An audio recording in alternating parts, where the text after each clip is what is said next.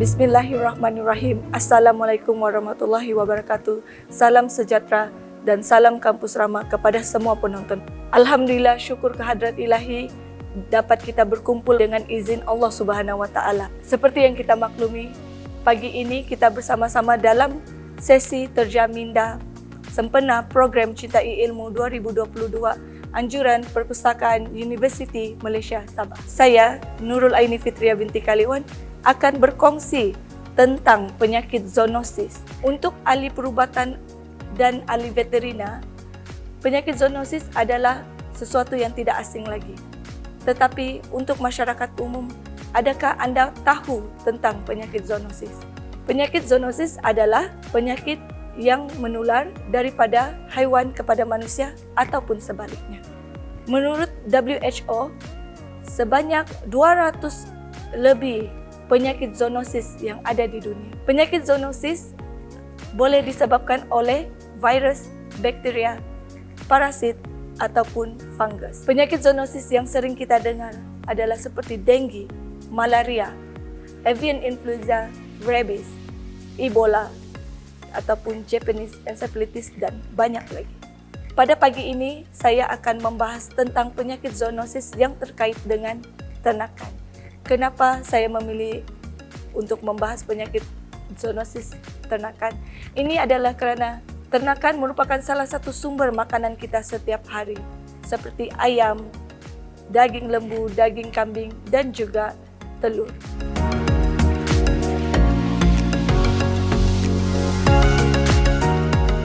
Peternakan merupakan salah satu aktiviti pertanian yang berkaitan dengan haiwan.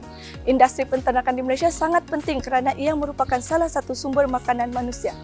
Penyakit zoonosis boleh menyebabkan kerugian dalam bidang ternakan. Salah satu sumber makanan adalah ternakan lembu. Terdapat beberapa penyakit zoonosis yang boleh didapati pada haiwan lembu. Salah satunya adalah brucellosis. Brucellosis merupakan penyakit yang disebabkan oleh bakteria Brucella, di mana penyakit ini boleh menular kepada kambing, biri-biri, anjing dan manusia. Cara penularan penyakit ini adalah dengan memakan daging dan meminum susu yang tidak dimasak dengan baik. Selain itu, penyakit ini boleh menular melalui kontak langsung ataupun tidak langsung. Simptom brucellosis pada lembu seperti tiada selera makan, demam, lemas dan sakit sendi. Akibat dari jangkitan akan menyebabkan kemandulan, keguguran dan juga pengurangan hasil susu. Sekiranya terdapat simptom-simptom ini, perlu mengambil sampel untuk dibuat pemeriksaan di makmal. Dan sekiranya didapati positif, rawatan yang dilakukan adalah dengan pemberian antibiotik dan berdasarkan gejala yang ada. Selain itu, perlu melaporkan kepada jabatan yang bertanggungjawab. Untuk rakyat Sabah, jangan risau, Sabah masih bebas brucellosis.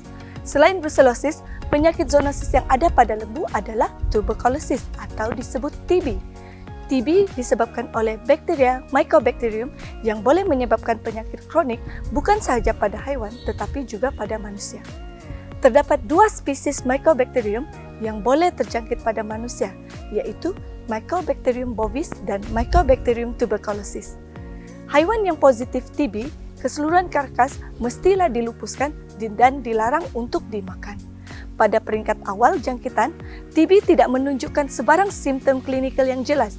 Namun, pada peringkat akhir jangkitan atau tahap kronik, penyakit ini boleh menyebabkan abses dalam organ pernafasan dan merebak ke organ-organ lain. Antara tanda klinikal TB dalam ternakan ialah batuk dan masalah pernafasan, penurunan berat badan, dan keadaan bulu kusam. TB pada manusia juga akan menyerang pernafasan dan menyebabkan batuk yang berterusan. Penyakit ini merupakan penyakit wajib lapor PWL kepada jabatan yang bertanggungjawab. Ternakan yang positif akan dihapuskan mengikut prosedur yang telah ditetapkan. Cara penularan penyakit TB adalah kontak secara langsung dengan cairan yang ada pada haiwan atau manusia yang telah dijangkiti.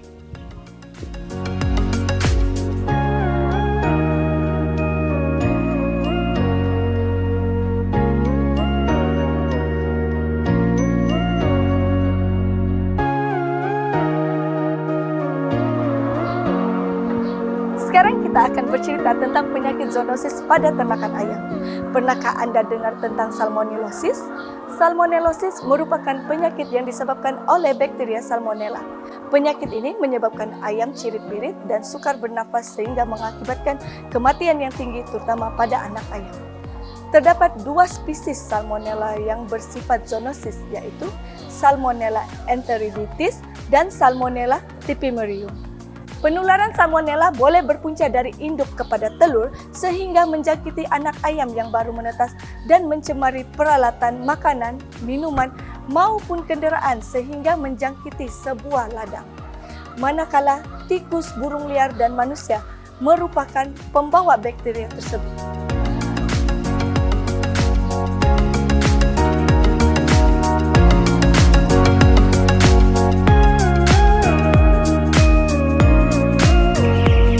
Bagaimana salmonellosis boleh tertular kepada manusia? Bakteria Salmonella yang terdapat pada daging ayam dan telur yang tidak dimasak dengan baik dimakan oleh manusia dan menjangkiti saluran pencernaan. Gejala yang akan timbul biasanya cirit-birit dan muntah-muntah. Selain Salmonella, E. coli dan Campylobacteriosis juga merupakan bakteria yang bersifat zoonosis daripada ternakan ayam. Selain itu, bakteria ini juga menimbulkan gejala-gejala penyakit yang hampir sama dengan Salmonella. Penyakit zoonosis unggas yang perlu diambil perhatian juga adalah avian influenza ataupun dikenali sebagai flu burung. Flu burung adalah penyakit yang disebabkan oleh virus influenza type A yang ditularkan dari unggas ke manusia. Flu burung H5N1 telah menyebabkan kematian, di mana penularan ini adalah secara kontak langsung dengan cairan dari haiwan ataupun manusia yang dijangkiti. Haiwan-haiwan yang dijangkiti avian influenza akan dilupuskan.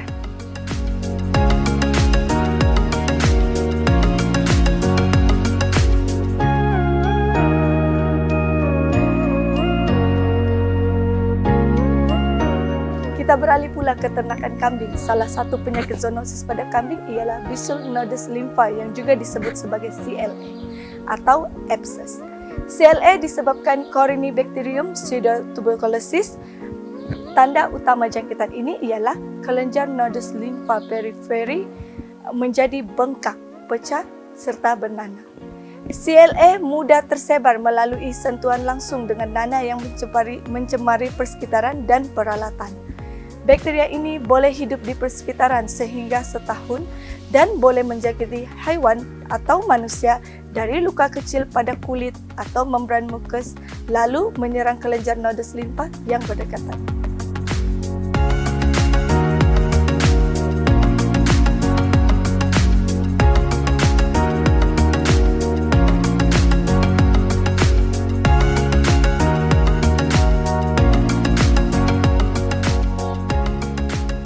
Langkah berhati-hati perlu diambil semasa mengendalikan haiwan yang dijangkiti penyakit CLA ini agar tidak tertular ke manusia.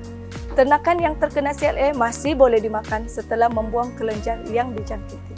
Cara pencegahan dan kawalan penyakit zoonosis pada ternakan, banyak strategi yang telah dilakukan oleh pihak yang bertanggung jawab seperti kawalan import, langkah biosecurity, surveillance, pelaporan, kuarantin, vaksinasi, penghapusan hikmat nasihat, keselamatan pekerja, dan juga kempen kesedaran awam.